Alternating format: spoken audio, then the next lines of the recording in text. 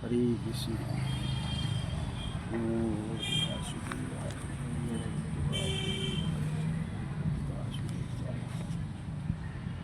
হরে কৃষ্ণ গুরুদেব সর্বগুরু সাক্ষাৎ গীতা সুই গীতা কর্তব্য বিমন্য শাস্ত্র সংগ্রহ যা স্বয়ং কর্তনাবশ্য মুখ পদ্ম শ্রীরাম। অন্যান্য শাস্ত্রাদি সংগ্রহ করার কী প্রয়োজন? শুধুমাত্র গীতা গ্রন্থেরই সম্যকভাবে পঠন করা উচিত, কেননা ইহা ভগবান পদ্মনাভ বিষ্ণুর শ্রীমুখ পদ্ম হতে প্রকাশিত হয়েছে।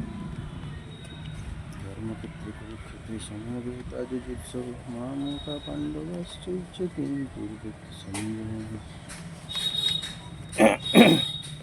আজকের গীতা পাঠ নবম অধ্যায় রাজবিদ্যা রাজগুহ্য যোগ সপ্তম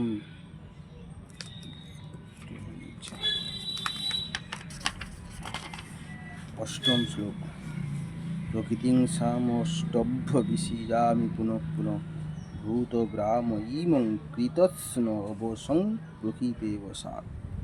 নিজ প্রকৃতিকে বশীভূত করে নিজ নিজ স্বভাবের বশীভূত এই ভূত সমুদায়কে আমি বারংবার তাদের কর্ম অনুযায়ী সৃষ্টি করি।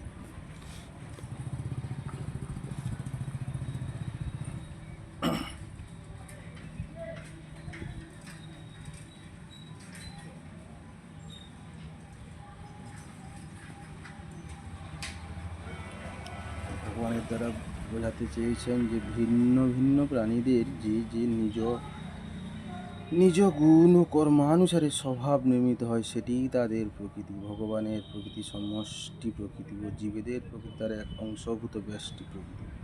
যে ব্যষ্টি প্রকৃতি বন্ধনে পড়লে থাকাই হলো তাদের নিজ নিজ স্বভাবের বশে বশীভূত হওয়া।